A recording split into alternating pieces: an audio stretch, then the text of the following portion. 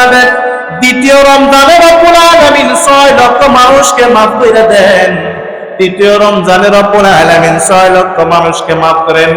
এভাবে রব্বুল আলামিন ওই 29 রমজানের দিন ওই রাতে আমার রব এক রমজান থেকে নিয়ে 29 রমজান পর্যন্ত যত মানুষকে আমার আল্লাহ মাফ কইরা দেন, আল্লাহ রাব্বুল আলামিন 29 রমজানের রাতে একসাথে ওই পরিমাণ মানুষকে মাফ কইরা দেন।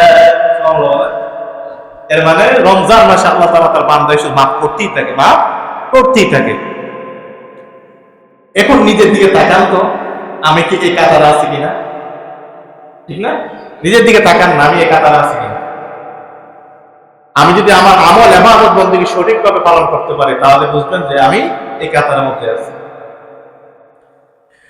মদিনাওয়ালা নবী জানেন একটা কাজ যদি ছোট থেকে নিয়ে বড় পর্যন্ত দীর্ঘ 1000 বছর জীবিত থাকে, 1000 বছর পর্যন্ত সে যদি আকাশের মধ্যে উড়ে, এর দুনিয়ার মানুষ থাকে দেখো একটা কাজ দিনে এক জায়গা থেকে আরেক জায়গায় কত কিলোমিটার যাইতে পারে। আবার বুঝলেন একটা কাজ যদি 1000 বছর যদি সে আকাশের মধ্যে উড়ে, আল্লাহ নবী সাল্লাল্লাহু আলাইহি ওয়াসাল্লাম জানিয়ে দেন উম্মতের দল, আল্লাহ রাব্বুল আলামিন ওই কাজে 1000 বছর পর্যন্ত আকাশের মধ্যে উঠতে দেখে আমার রব তোমাকে ওই পরিমাণ জাহান্নামের আযাব থেকে দূরে সরিয়ে রাখবে। এই হলো রমজানের ফজিলত। অথচ রমজান আসার পরে আমরা ইবাদত বন্দেগী করতেই চাই না।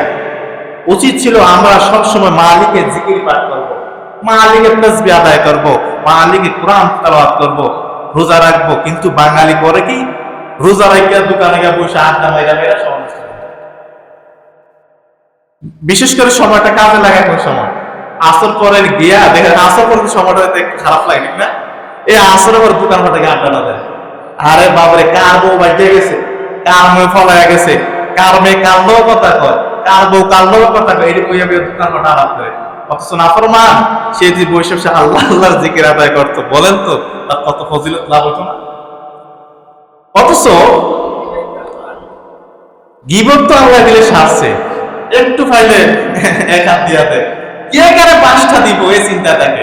রমজান মাস আল্লাহ তাআলা শয়তানদের শিকল বাইদা আল্লাহ তাআলা তাকে বাইন্দা রাখছে, কিন্তু শয়তানের হাতের তালি দেয় কি জানেননি?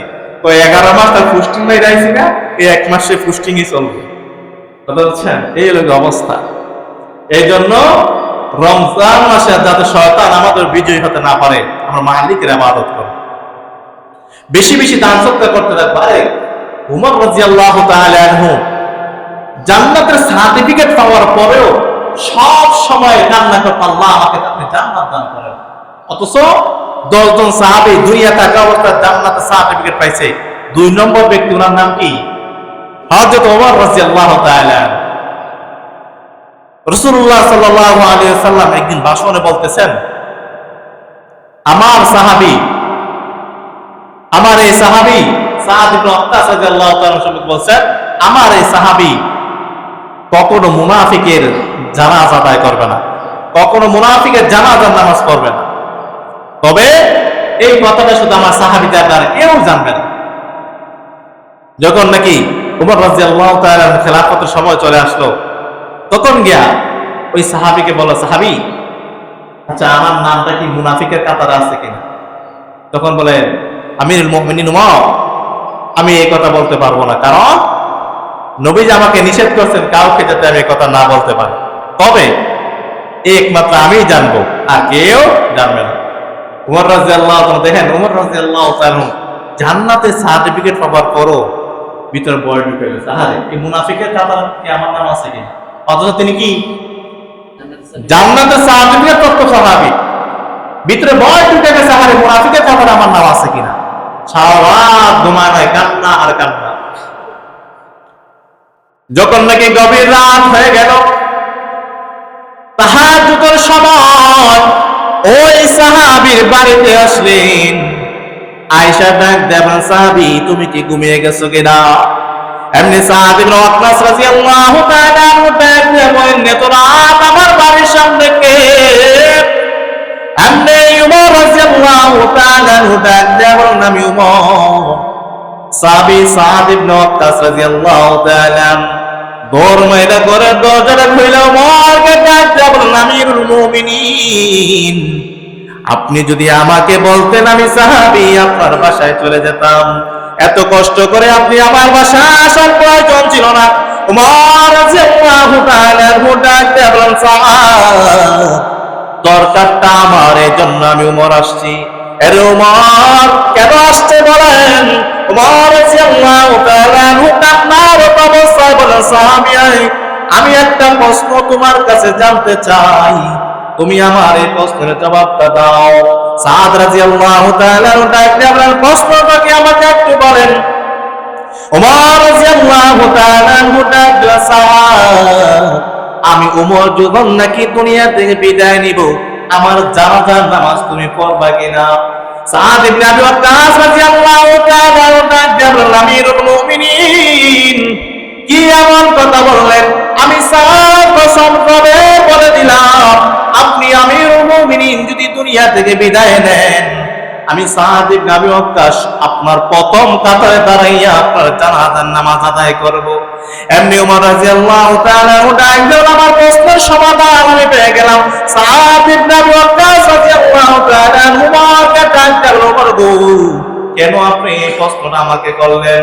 উমর রাদিয়াল্লাহু তাআলা ডাক দিলেন, সাদ, মুহাম্মদুর রাসূলুল্লাহ সাল্লাল্লাহু আলাইহি ওয়াসাল্লাম যখন এই ভাষণ দেন, তিনি বলছেন, আমার সাহাবী সাদ ইবনে ওয়াক্কাস কোন মুনাফিকের জানাজা পড়বে না।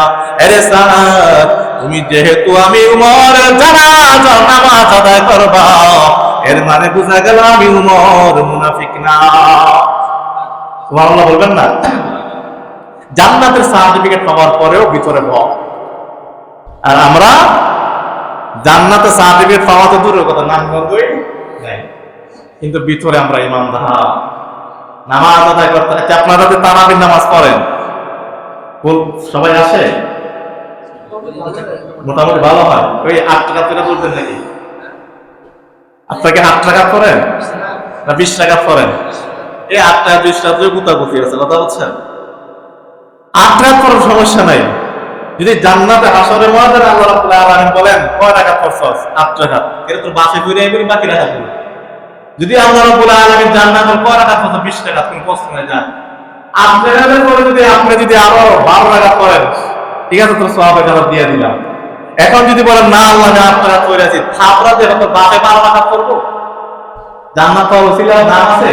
নাম নাই। এই জন্য তারাবির নামাজ, কিছু কিছু নামাজ আছে, কিছু জিনিস আছে যেগুলো, যেমন তারাবির নামাজ একতলাফ আছে মানে, আপনার কি একতলাফ বিষয়ে কিছু বুঝবেন মাসালা সম্পর্কে? এটা আলেমদের বিষয়, আলেমরা জানবে। কেন আমরা যারা আমল করতেছি তারা আমল করতে বাধা দেয় কেন? আমি যদি সুন্নত নামাজ পড়লে আমার সওয়াব হয়, তাহলে সুন্নত বাধা দিব কেন? আমি যদি নফল নামাজ পড়লে আমার সওয়াব, আমি বাধা দিব কেন? বরঞ্চ উচিত ছিল আপনাদেরকে বোঝাইয়া নফল নামাজ পড়ানো, বরঞ্চ উচিত ছিল আপনাকে আরো বুঝাইয়া নামাজ পড়ানো। কিন্তু জান্নাতের সার্টিফিকেট হাতে পাইয়া সবাইকে জান্নাতের টিকিট দিয়ে দিলাম, পরের পক্ষকে লাভ আছে? লাভ নাই।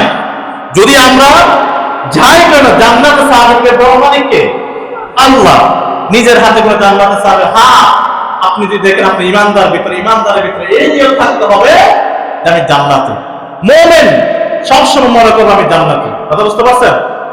এই জন্য আমলের বিষয়ে কোনো ইখতিলাফ করা যাবে না। আপনি যদি বেশি বেশি নফল নামাজ পড়েন, বেশি বেশি সুন্নত আদায় করেন, জিকির আদায় করেন, গুনাহ হবে? তাহলে আমি তাকে বাধা দিব কেন?